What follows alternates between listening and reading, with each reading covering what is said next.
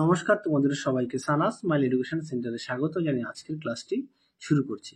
আজকে তোমাদের সঙ্গে আলোচনা করব তোমরা যারা ষষ্ঠ শ্রেণীর ফার্স্ট ইউনিট টেস্ট পরীক্ষা দেবে 2025 সালে তোমাদের জন্য রায় মার্টিন প্রশ্নবিচিত্রা থেকে আজকে সমাধান করে দেখাবো।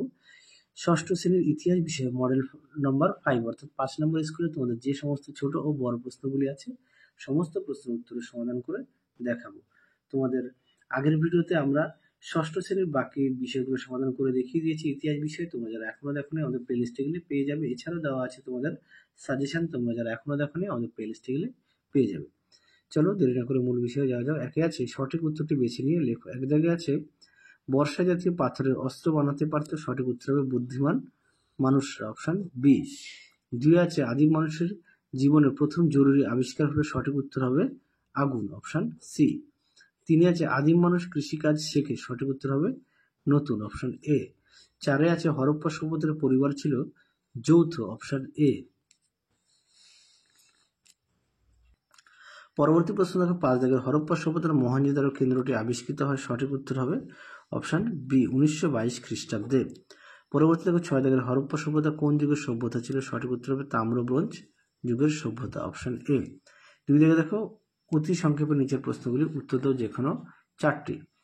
একে আছে মধ্যপ্রদেশের ভীমবেটকাতে কোন যুগের মানুষের জীবন যাপনের চিত্র পাওয়া গেছে, সঠিক উত্তর হবে পুরনো পাথরের যুগের। 2 দেখো আদিম মানুষের প্রথম কি খেত, উত্তর লিখবে কাঁচা মাংস ও ফলমূল। পরবর্তী প্রশ্ন দেখো 3 দাগের হরপ্পা সভ্যতা কে আবিষ্কার করেন, উত্তরটা লিখবে 1921 খ্রিস্টাব্দে দয়ারাম সাহানি। 4 দেখো পৃথিবীর সব থেকে পুরনো কার্পাস চাষের নমুনা কোথায় পাওয়া গেছে, উত্তরটা লিখবে মেহেরগড়ে। পরবর্তী দেখো অথবা দিয়ে কিসের ব্যবহারের ফলে আদিম মানুষের খাবারের অভ্যাস বদলে গিয়েছিল, উত্তর লিখবে আগুন আবিষ্কারের ফলে। তারপরে দেখো হরপ্পা সভ্যতা কতটা পরিমাণে জায়গা জুড়ে ছিল, উত্তর লিখবে প্রায় 7 লক্ষ বর্গ কিলোমিটার জায়গা জুড়ে। পরটা দেখো 5 দাগের মেহেরগড় সভ্যতা কে আবিষ্কার করেন, উত্তরটা দেখো দেখে নাও। মেহেরগড় সভ্যতা আবিষ্কৃত হয় 1974 খ্রিস্টাব্দে। কারা আবিষ্কার করেন, ফরাসি প্রত্নতাত্ত্বিক জা প্রাসোয়া জারিজ এবং রিচার্ড মেডো। পরবর্তী প্রশ্ন দেখো 3 দাগের 2-3টি বাক্যে নিচের প্রশ্নগুলো উত্তর দাও। 1 দাগে আছে এফ কি, উত্তরটা দেখো দেখে নাও এফ কি, তোমরা উত্তরটি এখান থেকে এই পর্যন্ত লিখবে। পাঠ্য বইতে পেজ নম্বর হচ্ছে 17। চলো পরবর্তী প্রশ্ন দেখো কি আছে, পাথরের যুগকে কত ভাগে ভাগ করা যায় ও কি কি, দেখো উত্তর দেখে নাও। প্রশ্ন উত্তরটি প্রাচীন প্রস্তর যুগ, মধ্যপ্রস্তর যুগ আর নব্যপ্রস্তর যুগ।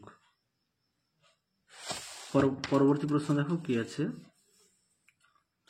হরপ্পা সভ্যতা কি ধরনের বাড়িঘর পাওয়া গেছে, উত্তরটা দেখো দেখে নাও। প্রশ্ন উত্তরটি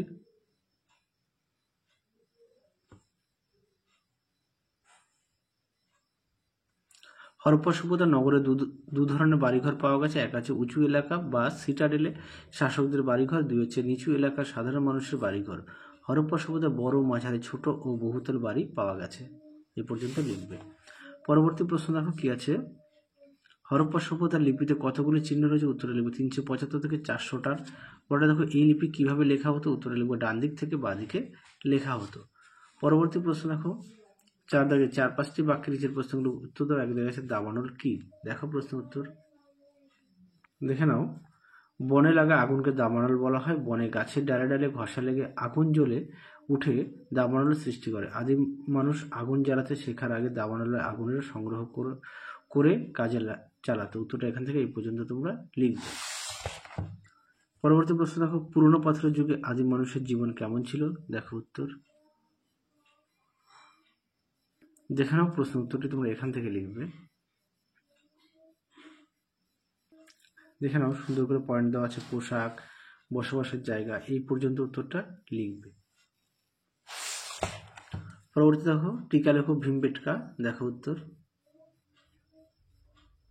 দেখে নাও। উত্তরটা এখান থেকে এই পর্যন্ত উত্তরটা লিখবে। পাঠ্যবইতে পেজ নম্বর হচ্ছে 21।